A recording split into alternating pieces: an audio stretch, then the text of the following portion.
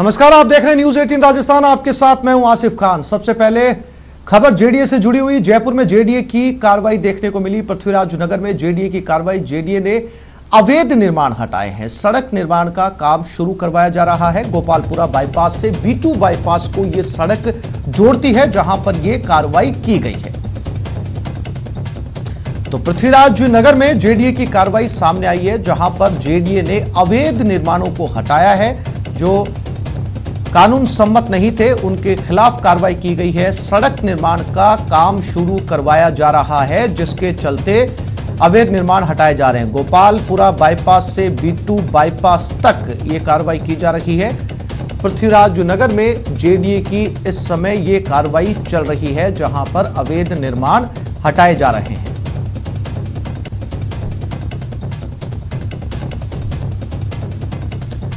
और मेरे सहयोगी दीपक व्यास हमारे साथ फोन लाइन पर जुड़ गए, उनसे बात करते हैं। दीपक, इस समय कार्रवाई कहां तक पहुंची? सड़क निर्माण कार्य के कारण इस अवैध निर्माण को हटाया जा रहा है, और जैसा कि हम तस्वीरों में देख पा रहे हैं, कितना कुछ अभी तक जो है वो अवैध निर्माण के नाम पर हटाया जा चुका है।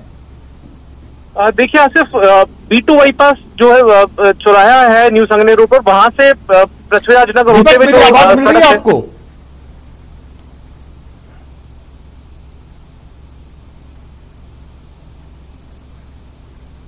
हुई गोपालपुरा बाईपास जो कि अजमेर रोड की तरफ जाता है नारायण विहार होते हुए, वहां तक ये रोड है। और इसमें लगभग पूरा 200 फीट रोड चौड़ाई की जो रोड थी, उसका निर्माण का जो काम था ना, वो हो चुका था। लेकिन करीब 300 मीटर के अंदर का जो एक टुकड़ा था वो बच रहा था। इसमें कई कोर्ट से जुड़े हुए मामले भी चल रहे थे, कई दूसरे विवाद भी इसके अंदर थे। लेकिन बाद में जेडीए ने इन तमाम चीजों का निपटारा करते हुए निस्तारण करते हुए आज इन जो निर्माण थे बीच में, जो कि अवैध थे, उनको यहाँ से हटा दिया है। और कहा जा सकता है कि एक लंबे वक्त से जो दिक्कतें थी, वो यहाँ पर एक तरीके से वो राह आसान हो गई है और लोगों के लिए राह सुगम हो गई है। क्योंकि न्यू संगनेर पर लगातार जिस तरीके से जब वाहनों का आवागमन होता है तो एक बड़ी ट्रैफिक जाम की स्थिति बनी रहती है। और ऐसे में जब ये निर्माण अवैध निर्माण जब हटे हैं और इसके बाद में जिस तरीके से रोड का निर्माण का काम शुरू होगा, तो उसके बाद में ये राह भी लोगों के लिए आसान हो पाएगी। पृथ्वीराज नगर के बाशिंदों को कहीं ना कहीं इससे राहत मिल पाएगी। बिल्कुल दीपक, चूंकि गोपालपुरा से B2 बाईपास एक लंबा इलाका है, ऐसे में ये कार्रवाई कब तक चल सकती है? क्योंकि बहुत ज्यादा अवैध निर्माण कार्य वहां पर देखे जा सकते हैं। देखिए, करीब 300 मीटर के क्षेत्र में निर्माण थे जो बीच बीच में बने हुए थे। ऐसे में उसको इन जमीन से यहाँ से हटा दिया गया है और अब कुछ देर में जो बाकी बचे हुए निर्माण है उनको भी हटा दिया जाएगा। कोशिश ये की जा रही है, क्योंकि जो इलाके के जो जोन 19 के जो डिप्टी कमिश्नर है वो मौके पर मौजूद है। इसके अलावा प्रवर्तन शाखा के अधिकारी मौके पर मौजूद है और खुद इंजीनियरिंग विंग के अधिकारी भी मौके पर मौजूद है। तो ऐसे में कोशिश ये है कि जैसे ही जोन का दस्ता इस पूरी कार्रवाई को अंजाम देता है, प्रवर्तन दस्ता अवैध निर्माण हटाता है, तो इंजीनियरिंग जो विंग है वो तुरंत प्रभाव से वहां पर मौके पर सड़क का निर्माण काम शुरू कर सके। जी दीपक, तमाम जानकारी के लिए आपका बहुत शुक्रिया। हमारे साथी दीपक व्यास जानकारी दे रहे थे, जहां पर गोपालपुरा बाईपास से B2 बाईपास तक अवैध निर्माण हटाया जा रहा है। सड़क निर्माण कार्य यहां पर होना है।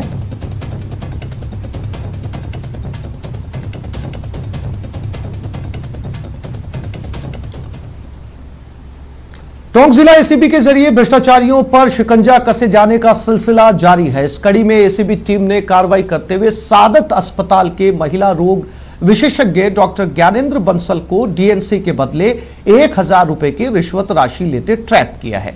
एसीबी ने यह कार्रवाई डॉक्टर बंसल के निजी आवास पर की। वहीं कार्रवाई के दौरान परिवादी से ली गई 1000 रुपए की रिश्वत राशि और घर की तलाशी में 1,54,830 रुपए नगद बरामद किए गए।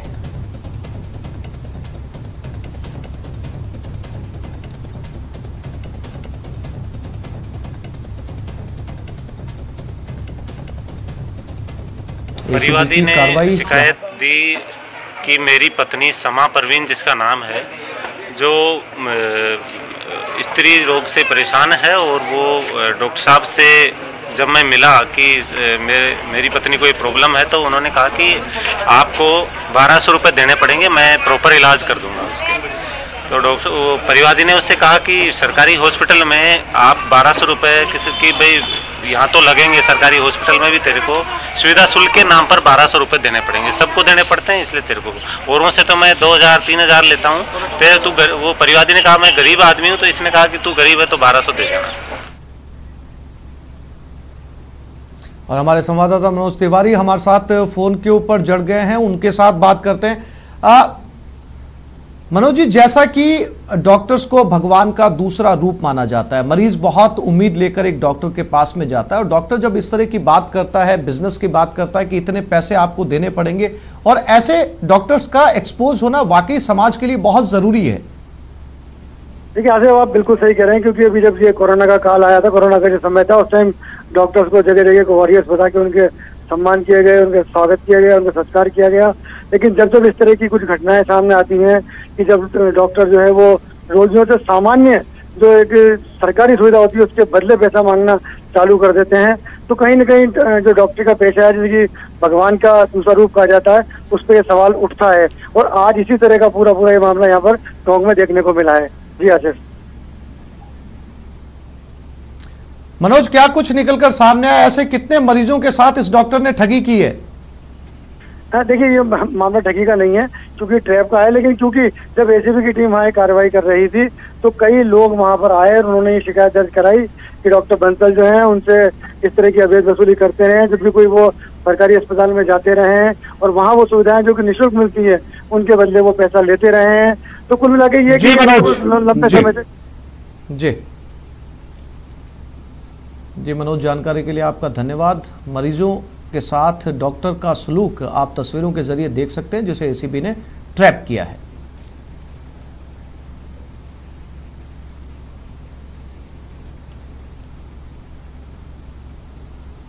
और अब आज शहर शहर चोरों के आतंक की, जहां उदयपुर में चोरों ने सूने मकान में चोरी की वारदात को अंजाम दिया, वहीं पाली में चोरों ने एक मंदिर को अपना निशाना बनाया, जिसका पुलिस ने पर्दाफाश किया।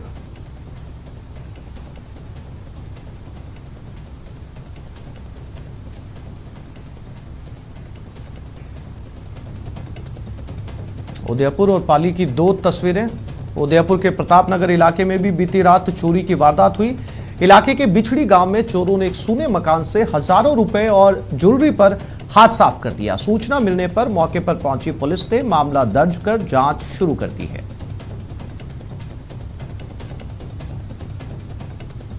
और पाली जिले के सुमेरपुर थाना पुलिस ने बड़ी कार्रवाई की और आशापुरा माता मंदिर में 15 लाख की नकदी और आभूषण चुराने की गैंग का पर्दाफाश किया है।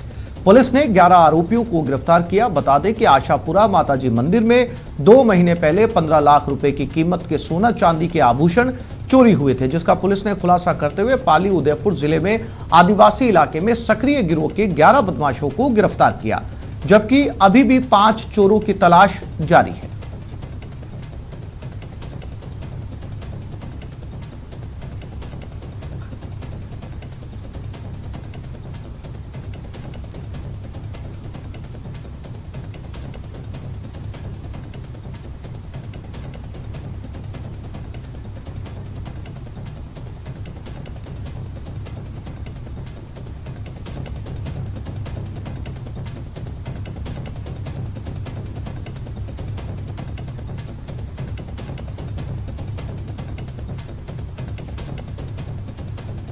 तो एक बार आपको फिर से बता दें कि पाली जिले के सुमेरपुर थाना पुलिस को बड़ी सफलता मिली इस कार्रवाई के अंदर, और आशापुरा माता मंदिर में 15 लाख रुपए की आभूषण और नकदी जो चुराई गई थी उस गैंग का अब पर्दाफाश हो चुका है। पुलिस ने इस मामले के अंदर 11 आरोपियों को गिरफ्तार कर लिया है, उनके साथ पूछताछ जारी है। आशापुरा मंदिर में 2 महीने पहले ही 15 लाख रुपए की चोरी की गई थी।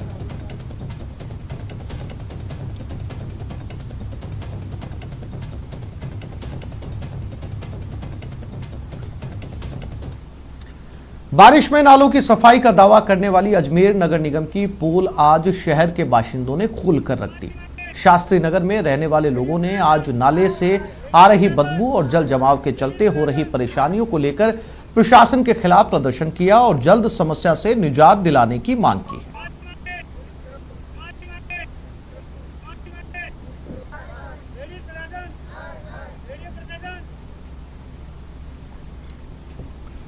और ये खबर बाड़मेर से है, जहां जिले के बीजराड़ थाने में करीब 3 महीने पहले दर्ज पोक्सो मामले में कार्रवाई की मांग को लेकर नाबालिग पीड़िता ने न्याय की गुहार लगाई है।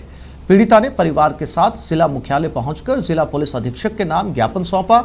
बता दें कि एसपी को सौंपे ज्ञापन में नाबालिग पीड़िता ने बताया कि गत 12 मई को हुई घटना का आरोपी 3 माह से फरार चल रहा है।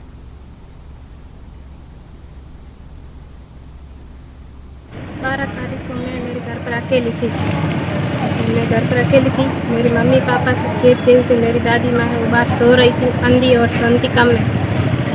तब से आया गेट पर आकर मेरे को अकेली को देखकर पूछा कि पानी पिलाऊं। मैंने कहा मेरे घर पर कोई नहीं है, मैं पानी नहीं पिलाऊंगी।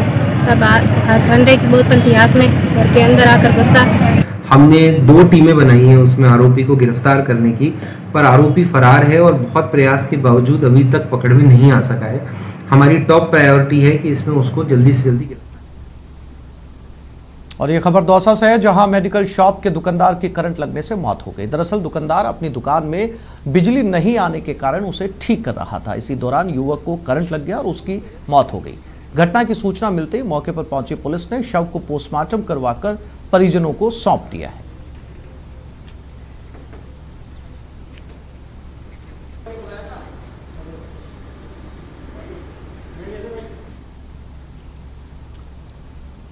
भरतपुर में लगातार कोरोना का प्रभाव बढ़ता ही जा रहा है। प्रशासन ने लोगों को कोरोना संक्रमण से बचने के लिए एहतियात बरतने की बार बार अपील की है। बावजूद इसके लोगों में लापरवाही देखने को मिल रही है और अब जिले में मरीजों की संख्या 3300 से पार चली गई है।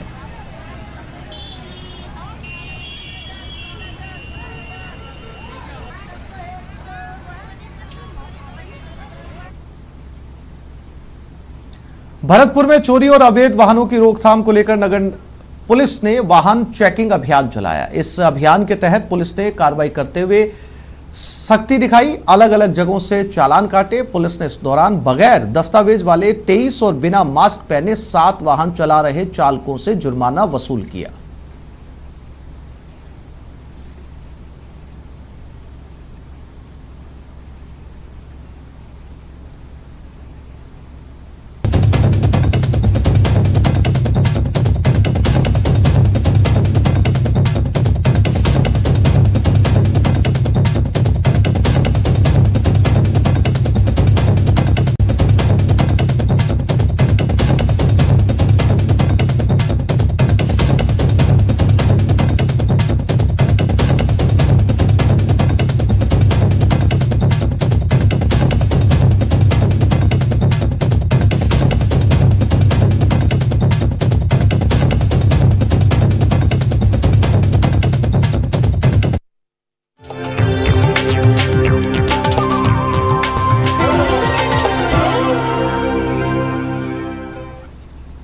अगर आप गाड़ी या बाइक चलाते हैं तो इस खबर को देखना आपके लिए बेहद जरूरी है। आप पेट्रोल पंप पर जाते हैं और बेफिक्र हो जाते हैं, लेकिन उदयपुर में एक पेट्रोल पंप तेल भरवाने के बाद कई गाड़ियां बंद पड़ गई, जिसके बाद लोगों ने हंगामा खड़ा कर दिया।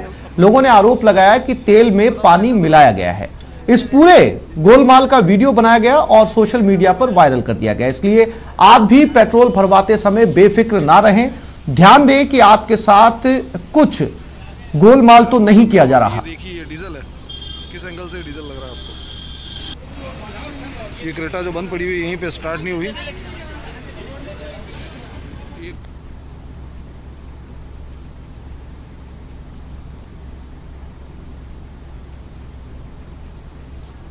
और उदयपुर से हमारे संवाददाता कपिल शेमाली हमारे साथ फोन लाइन पे जुड़ गए, उनसे बात करते हैं। कपिल, इस तरह के मामले बहुत रेयर देखने को मिलते हैं कि कोई पेट्रोल पंप जो है वो पेट्रोल के अंदर पानी मिलाए या डीजल में पानी मिलाए।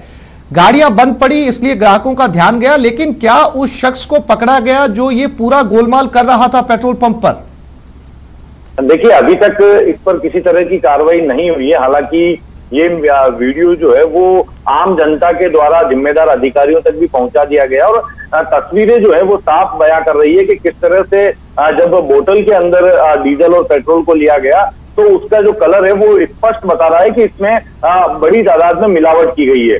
पेट्रोल पंप पर करीबन आधे दर्जन से ज्यादा गाड़ियां बंद पड़ गई, जिसमें कई कारें भी थी जिन्होंने कार में डीजल भरवाया और उसके बाद में वो स्टार्ट नहीं हुई। स्टार्ट नहीं होने पर डीजल में पानी के मिलावट का अंदेशा हुआ और जब बोतल में डीजल और पेट्रोल लेकर देखा गया तो इसकी पुष्टि होती भी नजर आई। हालांकि अभी इसकी जांच प्रक्रिया पूरी बाकी है, तो अब देखा कि ये जो गंभीर मामला सामने आया उसमें जिम्मेदार अधिकारी इस तरह से जागरूकता दिखाते हैं और लोगों के साथ जो ये भ्रष्टाचार इसे बोल सकते हैं, भ्रष्टाचार हो रहा है, इसे रोकने की कोशिश करते हैं। जी आसिफ। बिल्कुल कपिल, जब तक जांच के नतीजे सामने आते हैं ये पेट्रोल पंप अभी फिलहाल चल रहा है या इस पर अस्थायी तौर पर रोक लगाई गई है? नहीं, अभी किसी तरह की इस पर रोक नहीं लगाई गई है। ये वीडियो सोशल मीडिया के माध्यम से ही अधिकारियों के पास पहुंचा है, तो पेट्रोल पंप अभी भी संचालित है। लेकिन अब जिस तरह से वीडियो सोशल मीडिया पर लगातार वायरल हो रहा है तो जिम्मेदार अधिकारियों पर थोड़ा दबाव जरूर है कि वो इस पूरे मामले को गंभीरता से लेकर कार्रवाई करें। जी हाँ कपिल, तमाम जानकारी के लिए आपका बहुत शुक्रिया।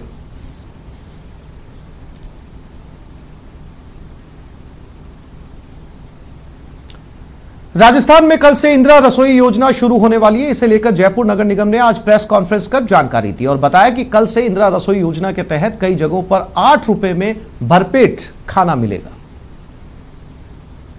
ग्रेटर में जो स्थान चिन्हित किए गए हैं वो मोहाना मंडी, विश्वकर्मा औद्योगिक क्षेत्र के पास, सांगानेरी पुलिया के नीचे, रैन बसेरा थड़ी मार्केट, मानसरोवर, महिला कामकाजी हॉस्टल लालकोठी सब्जी मंडी के पास, जेके लोन अस्पताल, SMS अस्पताल, महिला चिकित्सालय, कालवाड़ रोड, वार्ड नंबर 15 कार्यालय तथा रैन बसेरा रेलवे स्टेशन जगतपुरा में इंदिरा रसोई संचालित की जाएगी।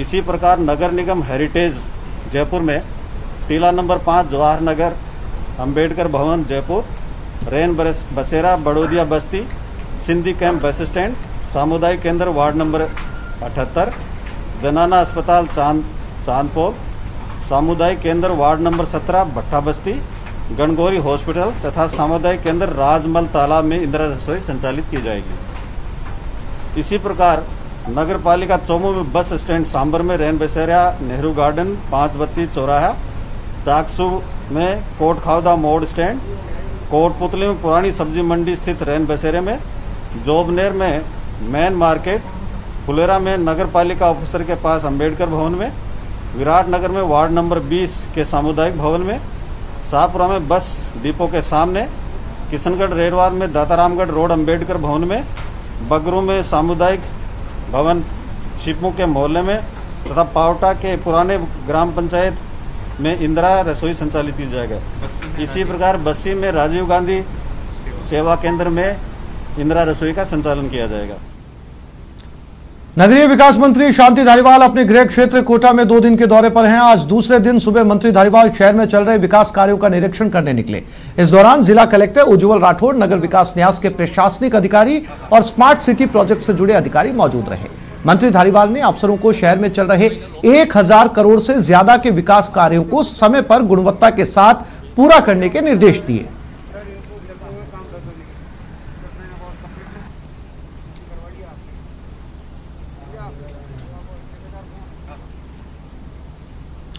कोटा के रामगंज मंडी में सब्जी और फल विक्रेताओं ने नगर पालिका द्वारा वसूले जा रहे मंडी टैक्स का जमकर विरोध किया। यह विरोध विधायक मदन दिलावर को भी झेलना पड़ा।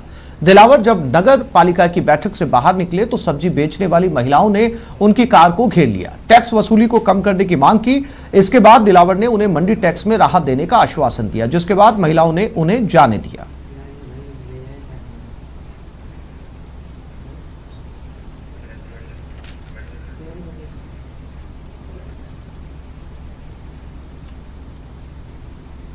बाईस अगस्त को गणेश उत्सव है। बाजारों में भगवान गणेश जी की मूर्तियां भी बनकर तैयार है, लेकिन इस बार गणपति भगवान को भक्तों का इंतजार है, क्योंकि कोरोना की वजह से गणेश उत्सव का माहौल बेहद ठंडा नजर आ रहा है और कम लोग ही मूर्तियां खरीद रहे हैं।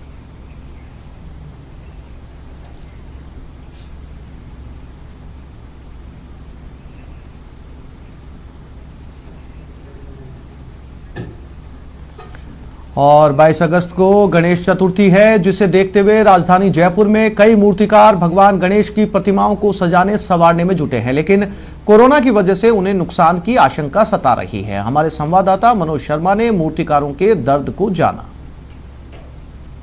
इस बार 22 अगस्त को गणेश चतुर्थी है और हर वर्ष की बात है, इस बार भी भक्तों में गणेश चतुर्थी को लेकर गजब का उत्साह देखने को मिल रहा है। हालांकि कोरोना काल होने के चलते इस बार गणेश चतुर्थी पर भी साफ साफ असर देखने को मिल रहा है।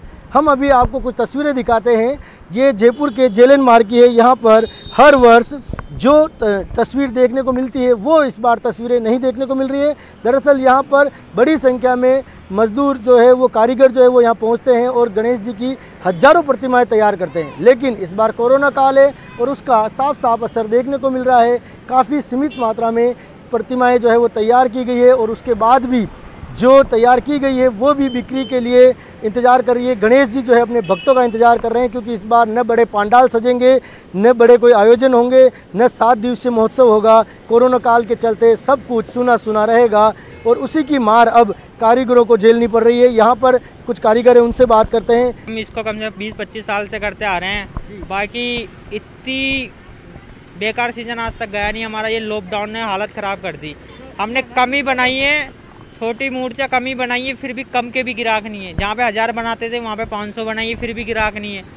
और इतनी छोटी छोटी बनाई है, सबसे छोटी साइज। हर बार जो है कई ऐसी बड़ी बड़ी विशालकाय मूर्तियाँ बनाई जाती है और उनकी कीमत भी काफ़ी ऊंची रहती है। इस बार की बात करें तो सबसे हाईएस्ट रेट क्या रही, कौन सी प्रतिमा बनाई और क्या रिस्पॉन्स मिल रहा है ग्राहकों को? सर हाई रेट तो 1100 रुपये वाली है इस टाइम पे ना। 11-11 हज़ार वाली थी, 21-21 हज़ार वाली थी।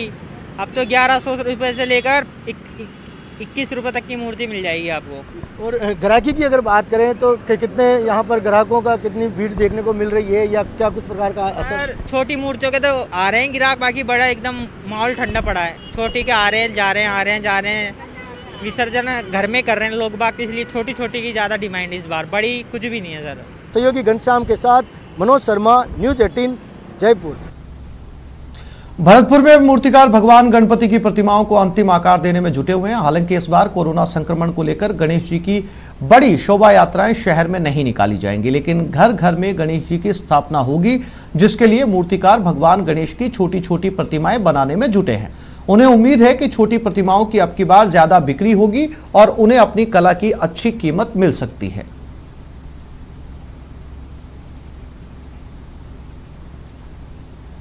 पास 6 इंची से 2.25 फुट तक की मूर्तियां बनाई हैं। इस साल वैसे तो कम ही लग रहा है सवालों का, गणेश चतुर्थी का भी, पर यह है कि हमने तो मूर्तियां पहले से कुछ ज़्यादा बनाई हैं। छोटी मूर्तियां तो पहले तो बहुत बड़ी मूर्ति थी, बनी थी 2 फुट से 7 फुट का। अब कोरोना की वजह से काम नहीं वैसा हो गया, छोटी मूर्ति बनी